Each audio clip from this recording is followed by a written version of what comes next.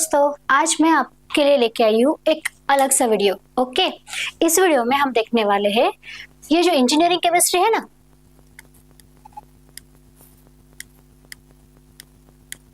Engineering chemistry ये आपको एक सेमेस्टर के लिए 101% होने ही वाला है और आपको इससे अच्छे से पास आउट भी करना है।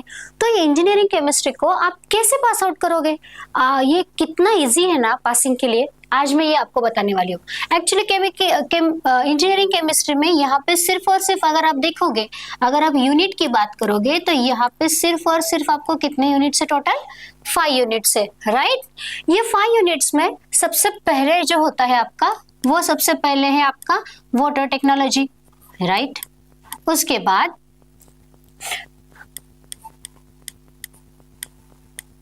ये वाटर टेक्नोलॉजी के बारे में है।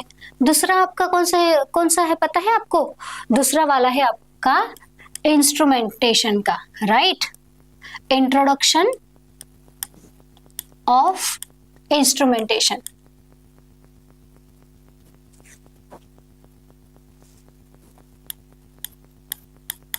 अलग अलग मेथड्स जो है इंस्ट्रूमेंटेशन के, ये यहाँ पे होने वाले हैं। उसके बाद थर्ड जो है ये है आपका पॉलीमर्स के बारे में, ओके। और फोर्थ वाला जो है, फोर्थ वाले में आपका क्या होने वाला है पता है आपको? फोर्थ वाले चैप्टर में ये जो अलग अलग एप्लीकेशंस होते हैं ना, ये सारे इसमें होंगे। और फिफ्थ वाला जो है लास्ट वाला, उसमें होगा कोरोजन क्या होता है, उसके बाद प्रिविजन क्या होता है, ये सारी चीजें। अभी एक एक करके हम ये सारे इन सब के बारे में देखने वाले हैं, ओके। तो सबसे पहले ये जो 5 यूनिट्स है ना, ये कवर करते वक्त आप क्या करोगे? सबसे पहला फर्स्ट यूनिट जो है हमारा वाटर टेक्नोलॉजी, उसके अंदर अगर आप देखोगे तो बहुत सारे इंपॉर्टेंट टॉपिक्स यहाँ पे दिए गए हैं। जैसे कि सबसे पहला तो हो गया वो EDTA वाला टॉपिक, राइट। EDTA का टॉपिक अगर समझिए, अगर आप केमिस्ट्री क्या पढ़ाई कर रहे हो, है ना, कि अभी बहुत कम टाइम बचा है और हमें ज्यादा से ज्यादा स्कोर करना है, और अभी तक तो एग्जाम की डेट तो आ गई है लेकिन अब तक हमने कुछ भी प्रिपरेशन नहीं किया और हमें स्टार्टिंग से स्टार्ट करना है, तो आप क्या करोगे? ऐसे सिचुएशन में अगर आप हो तो सबसे पहले आप क्या करोगे? जो आपका फर्स्ट यूनिट है ना, फर्स्ट यूनिट में EDTA ये टॉपिक है, राइट। इसका जो स्ट्रक्चर है, राइट, इसका स्ट्रक्चर पहले आपको ड्रॉ करना है। हाँ, अगर इसके ऊपर क्वेश्चन पूछा जाता है तो सबसे पहले EDTA यानी क्या, इसका फुल फॉर्म लिखो, उसके बाद उसका स्ट्रक्चर ड्रॉ करो। स्ट्रक्चर ड्रॉ करने के बाद कॉम्प्लेक्स कैसे फॉर्म होता है वो देखिए। उसके बाद ये कॉम्प्लेमेक्स्ट्री जो टाइट्रेशन है, वो टाइट्रेशन के जो 2 स्टेप्स थे, है ना, हमने वीडियोस में उसके बारे में बात भी की है, तो ये सारे स्टेप्स वहां पे देख लीजिए। उसके बाद इसके ऊपर जो न्यूमेरिकल्स आने वाले हैं, ये न्यूमेरिकल्स को आपको अच्छे से करके रखना है, ओके। अगर कोई क्वेश्चन आता है आपको 3 मार्क्स के लिए, 4 मार्क्स के लिए या फिर 2 मार्क्स के लिए, what ever, depends upon their situation, right, and what ever the weightage of that topic. So if for example there is a one topic, one question is there, what is meant by zeolite, explain their process, advantages, disadvantages or limitations and draw their diagrams, okay। तो अगर ऐसा question आता है तो आप क्या करोगे? सबसे पहले जियोलाइट का जो डेफिनेशन है, जियोलाइट का डेफिनेशन, पहले तो आप उसका डेफिनेशन लिखोगे, राइट। डेफिनेशन के लिए 2 मार्क्स होते हैं, ओके। डेफिनेशन लिखो, 1 और 2 पॉइंट्स वहां पे राइट करो, 1 और 2 पॉइंट्स वहां पे राइट करो। उसके बाद क्या करोगे? जियोलाइट का जो डायग्राम है, राइट ना, उसका डायग्राम ड्रॉ करोगे। डायग्राम के बाद आपको क्या करना है? डायग्राम के बाद एक्चुअल में जियोलाइट में वो प्रोसीजर कैसे होती है, राइट, वो प्रोसीजर अच्छे से लिखो। प्रोसीजर में 2-3 पॉइंट्स में भी आपने लिखा अच्छे से तो भी चलेगा। नेक्स्ट क्या होने वाला है आपका? डायग्राम हो गया, प्रोसीजर हो गया। उसके बाद उसके एडवांटेजेस क्या है, उसके डिसएडवांटेजेस क्या है, राइट। डिसएडवांटेजेस और limitation both are same, right. उसके बाद फिर और एक क्वेश्चन आता है जियोलाइट के ऊपर, वो होता है एग्जॉस्टेड जियोलाइट यानी क्या होता है, राइट। अगर वैसा भी क्वेश्चन अगर आपको वहां पे पूछा जाता है तो वहां पे आपको डायग्राम ड्रॉ करने की जरूरत नहीं है। वहां पे आप क्या करोगे? उसके वो जो रीअरेंजमेंट के जो रिएक्शंस थे ना, वो रिएक्शन आपको वहां पे लिखने हैं। आई बात समझ में? साथ ही साथ जब आप केमिस्ट्री का पढ़ाई कर रहे हो, इंजीनियरिंग केमिस्ट्री की पढ़ाई कर रहे हो, तो मैंने आपको बताया आपको क्या क्या करना है। सबसे पहले तो जियोलाइट करना है, एडीटीए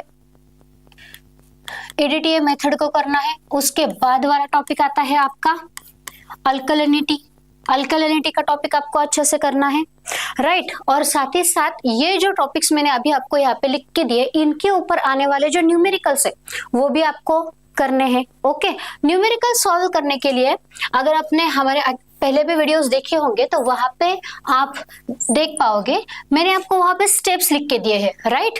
कोई भी न्यूमेरिकल्स कोई भी हो, हाँ, न्यूमेरिकल्स आप जब यहाँ पे सॉल्व कर रहे हो या फिर कोई एग्जांपल है यहाँ पे अगर आप सॉल्व कर रहे हो, तो सबसे पहले सॉल्यूशन में आपको क्या करना है, सबसे पहले आप सॉल्यूशन में क्या करोगे, तो गिवन लिखोगे। क्या करोगे आप?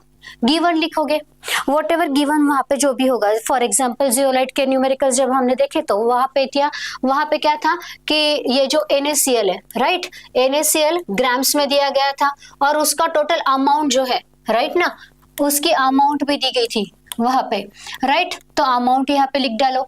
उसके बाद हार्ड वाटर जो है, हार्डनेस ऑफ वाटर वहां पे दी जाती है आपको, हाँ, हार्डनेस ऑफ वाटर क्या होता है, समथिंग एक्सेट्रा एक्सेट्रा, जो भी कुछ होगा वो पहले तो गिवन में आप लिख डालो। उसके बाद स्टेप बाय स्टेप आपको ये जो क्वेश्चन है उसे सॉल्व करना है। सबसे पहला स्टेप होगा, फर्स्ट स्टेप में आप क्या करोगे, एक फर्स्टली गिवन हो गया, गिवन हो जाने के बाद फर्स्ट स्टेप में आप क्या करोगे, तो कन्वर्जन होता है यहाँ पे।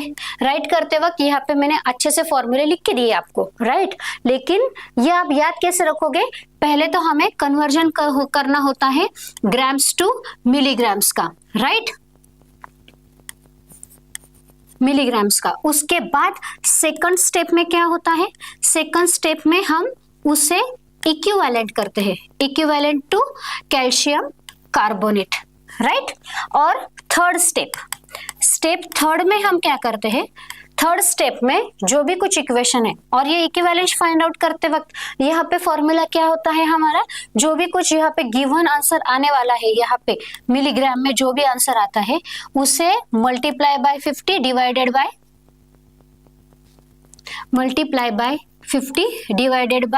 58.5, ये उसका फॉर्मूला हो गया, राइट। यहाँ पे फर्स्ट स्टेप में क्या करते हैं हम, NaCl जितनी अमाउंट में है यहाँ पे पहले तो उसका अमाउंट लिखते हैं, उसके बाद उसे मल्टीप्लाई करते हैं कि कितने ग्राम्स में वहां पे उन्होंने दिया है, कितनी लीटर वाटर में उसे डिसॉल्व किया गया है, ये वहां पे हम लिखते हैं, राइट। मतलब कि अमाउंट हो गया, उसके बाद ग्राम्स ऑफ NaCl और उसे 10⁻³ में उससे हम मल्टीप्लाई करते हैं, राइट। तो ये हो गया आपका फर्स्ट स्टेप, ये हो गया आपका सेकंड स्टेप।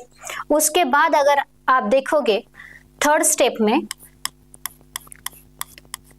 में क्या करते हैं हम, ये जो भी आंसर आया है, फॉर एग्जांपल हम लेते हैं कि ये Y आंसर आया है ना, तो ये जो Y आंसर होगा, ये Y आंसर और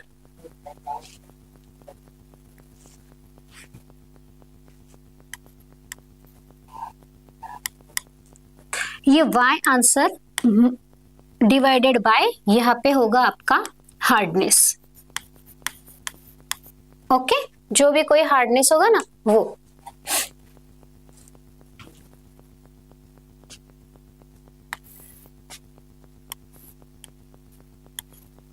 इस तरह से आपको न्यूमेरिकल सॉल्व करने हैं।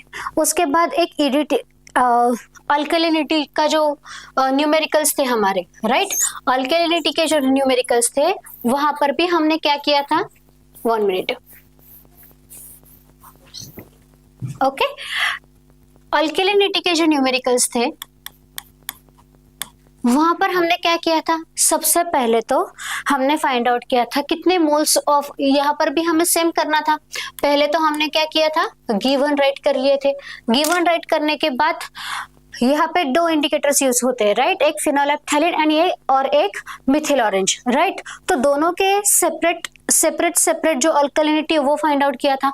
और उसके बाद फिर जो एक चार्ट था ना, कि वो चार्ट के ऊपर हमें वहां पे मेंशन किया था कि कौन सा टाइप की इम्प्योरिटी वहां पे प्रेजेंट होती है, वो हमने यहाँ पे लिखा था। तो ये सारी चीजें जो है, जो 1 बाय 1 एक्चुअली हमारी हो चुकी है वो आपको अच्छे से करनी है। ओके, ये टॉपिक हो गया, मतलब EDTA हो गया, अल्कलिनिटी हो गया, जियोलाइट हो गया। उसके बाद आते हैं हम नेक्स्ट टॉपिक की तरफ। नेक्स्ट टॉपिक जो है आपका, नेक्स्ट वाला जो यूनिट है, वहां पे आप देखिए, वहां पे ये जो इलेक्ट्रोकेमिस्ट्री है ना,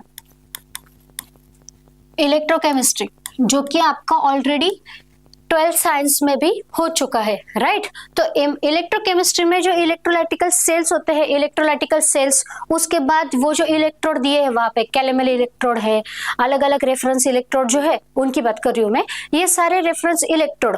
तो रेफरेंस इलेक्ट्रोड जो होते हैं, तो पहले उनका स्ट्रक्चर, वहां पे प्रेजेंट होने वाली उसकी रिएक्शन, वहां पे इस्तेमाल होने वाले उनके जो भी केमिकल्स है वो सारे केमिकल्स, साथ ही साथ उनकी प्रॉपर्टीज क्या है, राइट।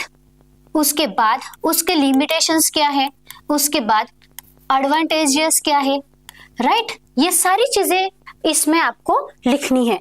ओके, और एक बात स्टूडेंट्स, अगर देखिए इनकेस आपको सिर्फ 2 मार्क्स के लिए कोई क्वेश्चन पूछा जाता है, राइट, 2 मार्क्स के लिए अगर आपको कोई एक डेफिनेशन पूछी गई है या फिर एक छोटा सा व्हाट इज मीन बाय ऐसा करके कुछ क्वेश्चन पूछा जाता है, तो वहां पे आप सबसे पहले क्या करोगे, 2 मार्क्स के लिए सबसे पहले आपको लिखना है उसका डेफिनेशन।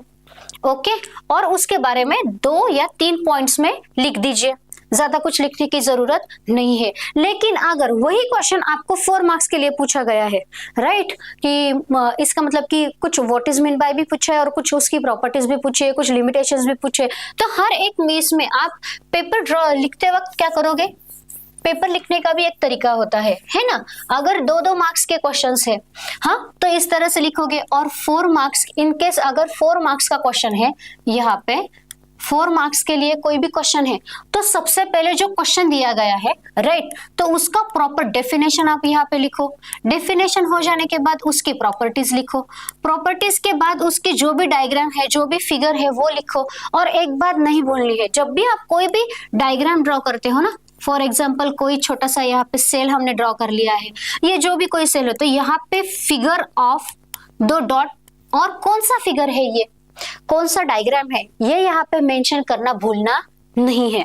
ओके, और एक ट्रिक बताती हूँ मैं आपको, जब भी अगर केमिस्ट्री की बात अगर आप करोगे ना, तो ज्यादा से ज्यादा रिएक्शन होते हैं, ज्यादा से ज्यादा बहुत सारे डायग्राम्स होते हैं। तो जब जब ये डायग्राम्स होंगे, तो डायग्राम्स ये अगर कोई इलेक्ट्रोलाइट की डायग्राम है, राइट, तो इसकी प्रोसीजर जो होगी या फिर इसके बारे में जो भी कुछ आपको लर्न करना है ना, तो कुछ भी मत करो, बस क्या करो, ये जो डायग्राम होगी, ये डायग्राम अच्छे से आपको रट लेनी है। ओके, अगर ये डायग्राम आपने अच्छे से लर्न बाय हार्ट कर ली, तो यहाँ पे एक्चुअल में प्रोसीजर क्या होने वाली है ये आपको ऑब्वियसली पता हो जाता है। और साथ ही साथ वो वर्क कैसे करता है ये पता हो जाता है, किस तरह के रिएक्शन वहां पे इन्वॉल्व होते हैं, ये सारी चीजें आपको डायग्राम्स के थ्रू ही पता चल जाती है। ओके, तो इस तरह से आप इसका स्टडी कर सकते हो। उसके बाद फिगर हो गई, उसके बाद यहाँ पे उसके एडवांटेजेस क्या थे, उसके डिसएडवांटेजेस क्या है, ये सारी चीजें आपको 1 बाय 1 करके लिखनी है। ओके, कभी कभी अगर ये 4 मार्क्स के लिए क्वेश्चन है, तो आपको कोई भी 4 पॉइंट पूछे जाएंगे, राइट। और अगर यही क्वेश्चन 6 मार्क्स के लिए है, तो आपको ज्यादा से ज्यादा यहाँ पे पॉइंट्स कवर करने हैं। ओके, कभी भी लिखते वक्त आप पॉइंट वाइज लिखो। कोई भी टॉपिक अगर आप लिख रहे हो, तो यहाँ पे ऐसे पॉइंट्स करके लिखो, या फिर आप A, B, C या फिर रोमन नंबर्स होते हैं ना, आप वो भी यूज कर सकते हो, ये वाले नंबर्स भी यूज कर सकते हो, it's your choice. Roman number भी यूज कर सकते हो आप इस तरह से। Okay, it's completely depend upon you, but each and every question whatever you can solve it, so you can go to point by point. Okay, तो इस तरह से कोई भी सवाल हो, कोई भी डिफिकल्टी हो, आप अच्छे से सॉल्व कर पाओगे उसे। Okay, thank you students.